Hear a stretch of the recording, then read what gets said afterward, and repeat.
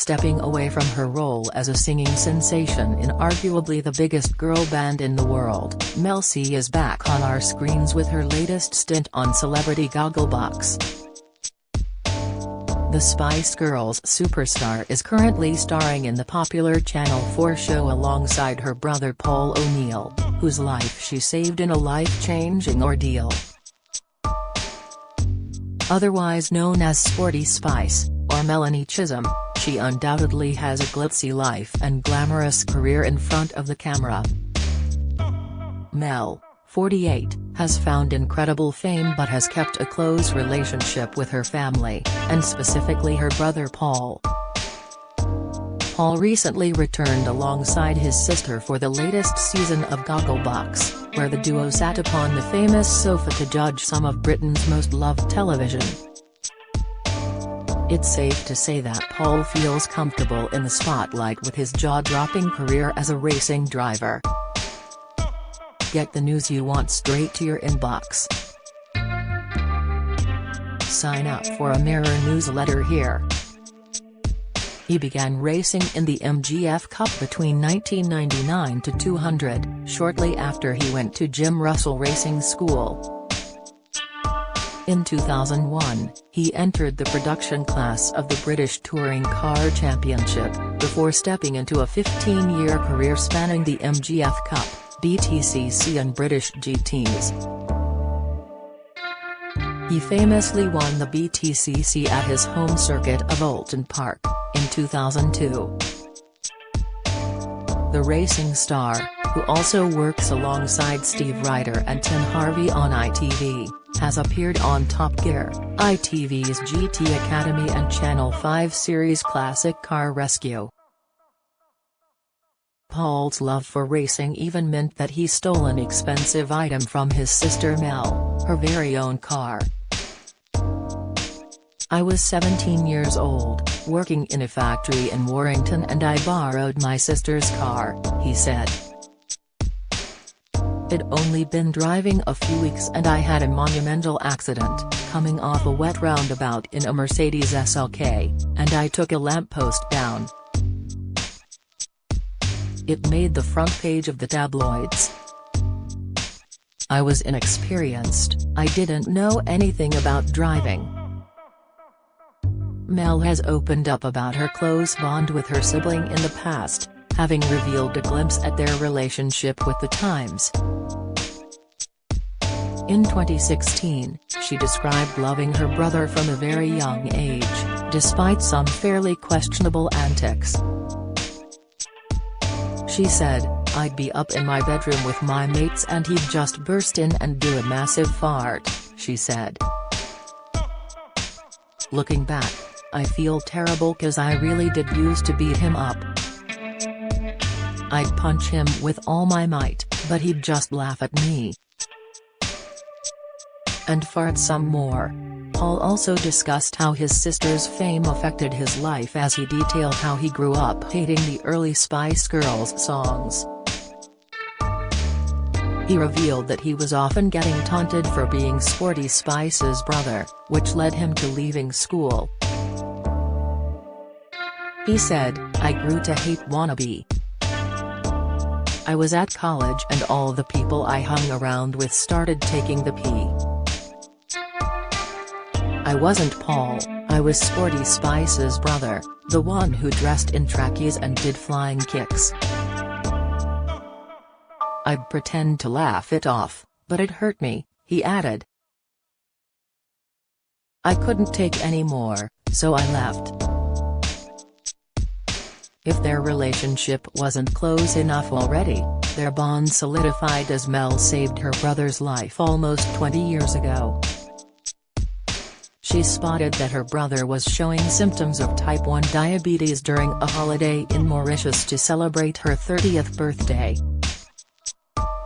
It was shortly after Paul was on Soaring Heights, who had just turned 25 at the time, had finished his best ever season as a racing driver.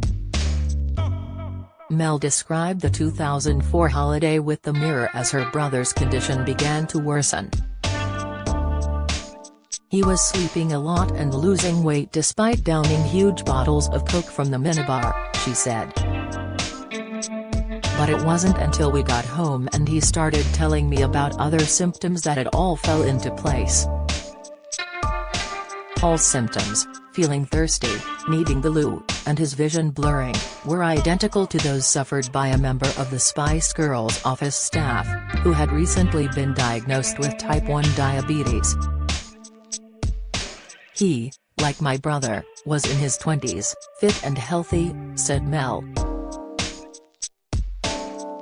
And I had a horrible feeling that that's what Paul had. I said to him, you know what? I think you need to go to the doctors because it sounds like diabetes. You don't even want to say the word diabetes because you know that it means a huge lifestyle change. You hope it's not that, but you know you have to find out. Mel was right to worry. When Paul saw his GP, his blood sugar levels were dangerously high, even life-threatening, and he was rushed straight to hospital. I'm so grateful to Mel for insisting I go to the doctor. I was on the verge of going into a coma, says Paul. I now know that delaying treatment for type 1 diabetes can cause diabetic ketoacidosis, or DKA, a potentially life-threatening complication. Further tests confirmed Paul had type 1 diabetes. It was the worst day of my life, Paul recalled after emergency treatment and tests confirmed the condition. He described his distress at the impact that the condition would have on his career. Strict rules meant his racing license had to be surrendered to the Motor Sports Association and only returned once his blood sugar levels remained stable for 6 months. I'd been told I was going to be the next big thing, winning races and leading championships. Now, it was game over, he said. At the time, Mel set Paul on the road to racing success, paying for his license, buying his first racing car, a £22,000 Rover MGF, and arranging sponsorship. Boosting her brother's spirits, the singer revealed her devastation for her brother, as doctors explained that his body had stopped producing insulin. As a result, glucose was unable to enter cells in the body to be used as fuel, which explained the tiredness, and built up in the blood. With no cure available, Paul had to learn how to measure his blood glucose levels at regular intervals and inject himself with insulin.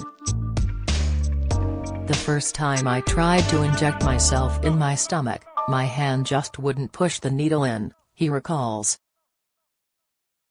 But after you've done it once, you never look back.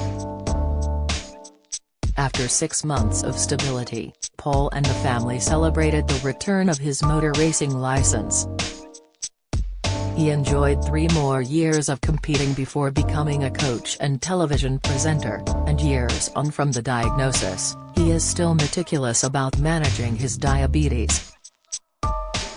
I still love cycling and also run 3 or 4 times a week, he said.